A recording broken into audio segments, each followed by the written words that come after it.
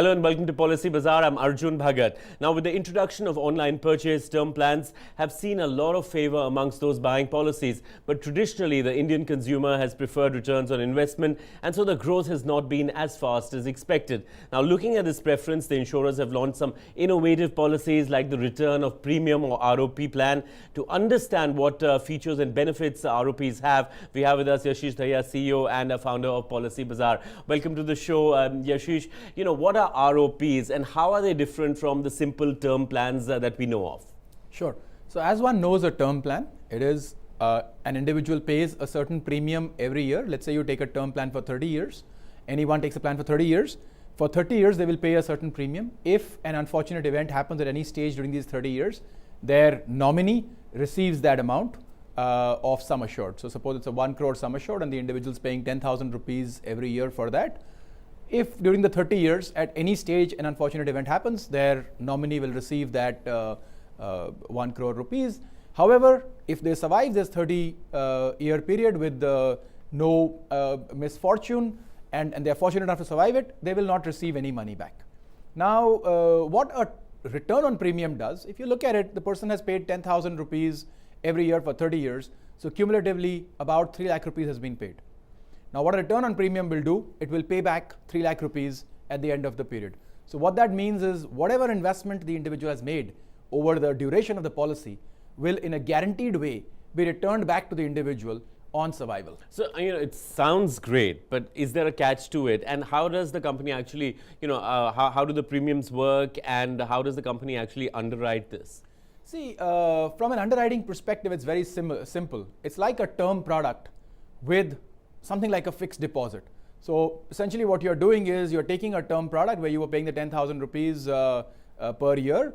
And in addition to that, you're starting to invest a little amount more, which will build up over the 30 years towards this 3 lakh rupees coming back, or 3 lakh plus. Suppose you're paying a certain amount. Suppose you're paying 10,000 rupees more, it'll become 6 lakh rupees. That's 6 lakh rupees coming back to you at the end of those 30 years. So it's like an FD plus a term plan rolled into one. The rationale for it is largely because consumers don't want to lose anything. So they feel like if this money is gone and they don't get it back so at all. Is that a notional feeling? Because it's a notional, it's a psychological feeling. It's that psychological comfort that you have that, you're giving some money in and then you'll get something back. How many of us keep money in our savings accounts, for example, without bothering about what interest rate we're earning on it? Some bank may be advertising 7% and your or my money might be lying in another bank account at 2%. And we don't get very worried and worked up about it. And there'll be a certain amount of money always lying there. So to an extent, it's a notional feeling that, people have. Everybody's not extremely precise about their financial investment. So it's more of a notional, psychological thing that, hey, I will get my money back. It works quite a bit like endowment plans. If you think of endowment plans, how does an endowment plan work? An individual invests a certain money for, let's say, 20 years. And then they get back pretty much their own money with maybe a 2-4% return. That is precisely how a term return on premium works. It may not give you a 2-4% return. It might give you a 0 or 1% return. But it will cost less than an endowment plan. So in terms of financials, because at the end of the day, that's what we're looking at, yes. Does it really benefit the consumer? So go into the pros of it before we go into the cons of it. Yeah. If you look at it from a pure financial perspective, the TROPs that exist in the market today do not beat a term insurance plan and a fixed deposit. So however, you don't get fixed deposits for 20 years, you only get fixed deposit for 10 years. Right. So over time, if the interest rates come down, there is some confusion. However, TROPs tend to be a little more expensive compared to term products, a lot more expensive compared to term products. So from a financial perspective, I would not advise anybody a TROP product. However, we as humans are such, we don't feel very happy when we gain 100 rupees, but we feel very bad if we lose 100 rupees. So if you look at the psychology of a human being, they're very happy when you gain 100 bucks, but you're very unhappy when you lose 100 rupees. And so that loss is taken care of in the sense that feeling of loss that I'm paying this, getting nothing back. If the fact that you would receive your money back increases the number of people taking term insurance in the first place, I think then it's a fantastic product. Because in an endowment plan, typically the way it works, just to put the maths of an endowment plan versus this, typically the way it works is you would just take about 10 times your premium as your sum assured in an endowment plan. Right. So you're investing 1 lakh rupees a month, a year, and you are receiving a 10 lakh rupee sum assured. It's not really giving any significant coverage. In a term plan, at 10,000 rupees, one can get 1 crore cover. So if you kind of compare these, at 10,000 rupees in an endowment plan, you're getting a 1 lakh cover. In a term plan, you're getting a 1 crore cover. So you're getting 100 times more cover in a term plan compared to an... So, we'll get into that aspect.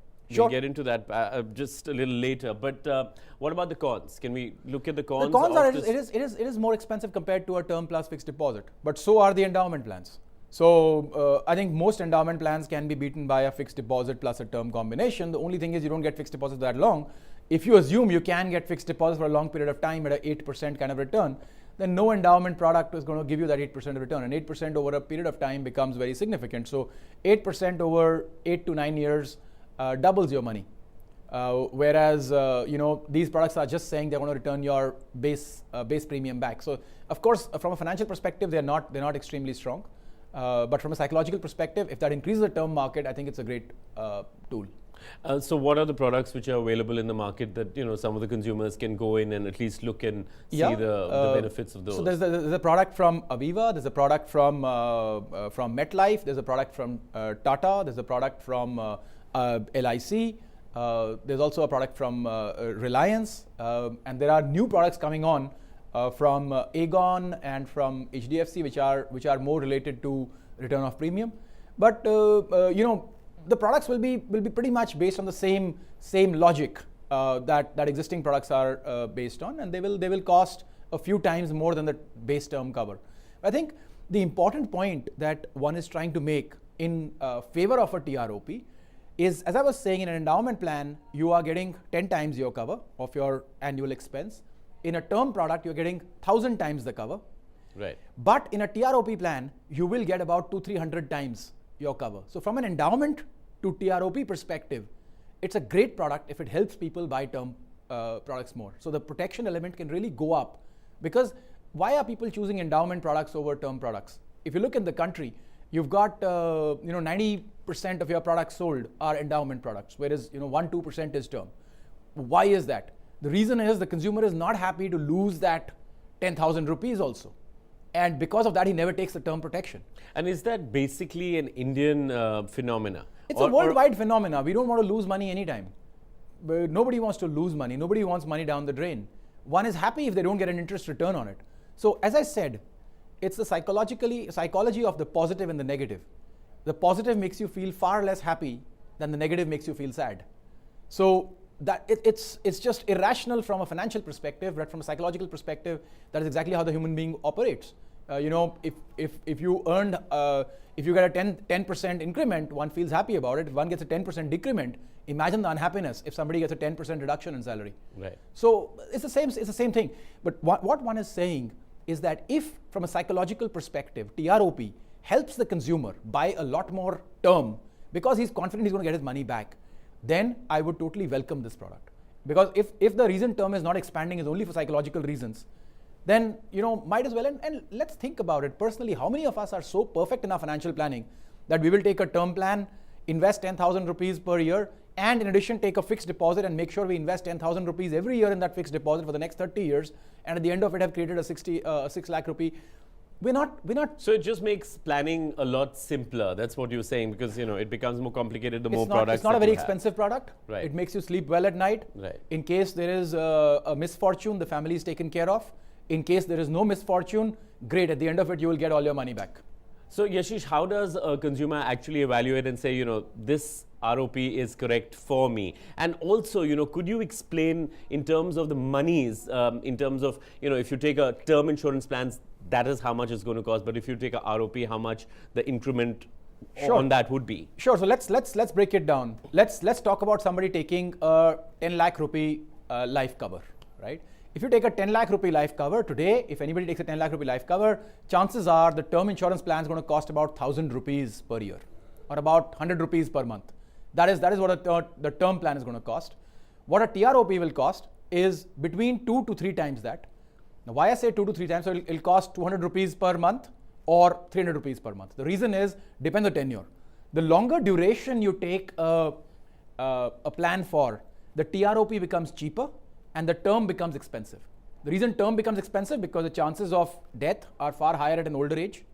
However, the reason the TROP becomes, the return on premium becomes cheaper is because over a longer period of time, your compounding of interest works in your favor, so you will get your money back. So you can easily get it about double the cost of a term product. If you're looking at a 20, 30-year product, you will get it at that price and you will receive your monies back.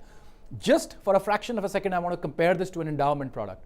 If you wanted to take an endowment cover of 10 lakh rupees, you are going to end up paying roughly about 1 lakh rupees per year compared to 2,000-3,000 rupees. So just to put it in perspective, the endowment is a far, far more expensive product compared to the return on premium. And the returns are not that much greater. Most people will be quite happy to have just got their monies back and maybe 2-3% return. So the TROP is far superior to the endowment products. And the reason I'm promoting TROPs is only because 90% plus of what we actually sell is endowment plans, whereas only 1% is term. So if TROP helps this term go from 1% to 5%, it will be a phenomenal situation. Right, Yashish, we're going to continue our discussion, but it's time for a short break. But you can write your questions to us at ask.policybazaar.com. You can tweet us at policybazaar_n, and we'll see you shortly after this break. Keep watching.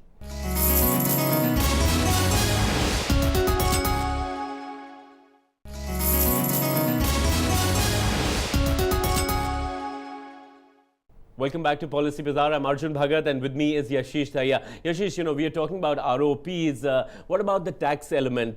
Consumers who buy it get full tax benefits, don't they? That's the advantage of the insurance products today compared to almost any other product in the market, in the financial services. Compared to for a TROP, when you're investing, you get the full tax break on the amount you've invested. More importantly, when you receive the money back again, it is tax-free. And obviously, in case of an unfortunate event, the mortality payments are always tax-free. So there are some elements here. Just think about it. When one invests double of what you're investing in the term plan, one is actually not investing double. One is only investing 70% more because somebody who's doing that may be at a 30% tax bracket.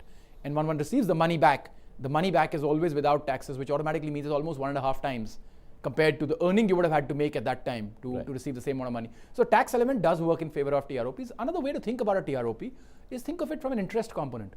Okay, it's double the cost, but what is the interest you're going to make on double the money? The interest you're going to make is only 10% at most, right? So if you've spent, let's say, 20,000 rupees or 10,000 rupees, the interest component on that in a year will at most be 1,000 rupees. So you're actually getting your term cover for just the interest component. So one can almost think of TROP as getting your term or your life cover instead of the interest you would have received on the money. And then, financially also it starts to make sense. All right, so it's time to take consumers' questions. We've got Ankit Pal from Madhya Pradesh, and he says, I want to take a critical illness policy for my wife, who is 28 years old. Now, he asks what the difference is between general critical illness policy and also specifically Bajaj Women's Special Critical Illness Policy. Do I need to take two policies to cover all these? Okay. So, in general, my advice would be to take the generic critical illness policies. Because the women's specific critical illness policies are essentially a subset, mostly, of the base critical illness policies. So while a base critical policy can cover between 15 to 35 critical illness, actually 10 to 35 critical illnesses, and one should be very careful about looking at which critical illnesses are covered. The women specific critical illness policies will usually cover diseases which are more related to women. So, breast cancer, ovarian cancer, those types of diseases which have a very specific place which is largely around, they're women centric. But as a general piece of advice, if these diseases are also covered in a generic policy, then it's better to take the generic policy from a spend versus from a value for money perspective. That will work out better. Right, we've got Joseph Sen from Kochi, and he says, I'm 28 years old and he has epilepsy. It's towards the end, the treatment is towards its end of 3 years that he's been getting treatment. He says, my bipolar was identified 7 years back, and I'm taking medication without any issues. I recently applied for Aegon Religare, for a sum of 1 crore till 75 years, but after 2 weeks, the policy got rejected. Can you please suggest which other companies that he could apply for? So there are two elements here. One is which company could you get the cover from, and the second is how much cover you could receive. One would almost suggest applying to many companies and finding out, or speaking to multiple companies and finding out, because there is no specific manner in which you can decide whether a company is going to reject or not reject, because most of these are going to be humanly underwritten. So in the sense, the policy will go back to the underwriting department, and the underwriting department will make a call looking at the facts of the case whether they can or cannot underwrite it. It would be a combination of how much they can underwrite, whether they will charge an additional loading on the premium. So similar conversations will happen. I would say speak to a few. One company that does provide coverages is ICICI Prudential up to 1 crore. They don't have medicals. However, you would need to declare your condition, and then basis your condition, they may or may not provide you cover. Right, we've got Siddhartha Bhandari from Bangalore. He says, I had an accident and has he had a tibial fracture. Now it has recovered, but he asks that if his knee needs to be replaced sometime in the future, will it be considered as a pre-existing disease? He also says that a lot of the policies do not cover injuries due to an attack and a terrorist attack, he asks, and is that true? Every policy is different. However, in this particular case, he would need to declare this as a pre-existing condition, and once the pre-existing condition is over, then the knee injury can be addressed. So there's an exclusion period in most policies. As far as armed action is concerned, that's more for paramilitary forces, etc., where if they are in conflict and some incident happens in conflict, some of those pieces are not covered by general medical insurance policies, and that's why those entities like the armed forces, etc., would have their own hospitalization and their own coverages, whereas the private health insurance companies won't be covering those situations. I think those terrorism is not an exclusion in every policy, and if you look, in fact, in most policies, it's not an exclusion. So if you do get injured in a terrorist activity or attack, then yes, that is in most policies it is covered.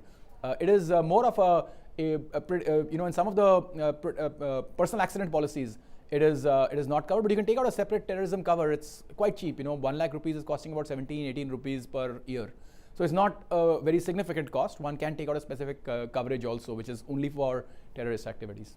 Right, we've got Jaspal Virk from Ludhiana. He says, we are traveling to Canada with a family of 3 to 4 in 3 to 4 months, and starting this Friday, they've got their visas, confirmed tickets. He's basically asking about the best travel insurance plans, and he says, though we've got travel insurance when we bought the ticket, do we need additional health insurance during our stay in Canada? 4 members, the parents are in the 40s, the children are below 20. I think they should take about a $1 lakh, $100,000 travel insurance. A travel insurance is essentially a health insurance plan with a few add-ons like loss of baggage, etc. They've got multiple options. I would certainly suggest if they looked at the AIG product, for example, the Tata AIG product, I think it'll be quite nice. It's not a specific one. You could look at some of the others, but the Tata, because AIG seems to have a good coverage across America, so you could look at that one. Thanks, Yashish. Now, that's all the time that we have on this show of Policy Bazaar. But you can write your queries at ask.policybazaar.com. You can tweet us at @policybazaar_, and we'll see you next time. Goodbye.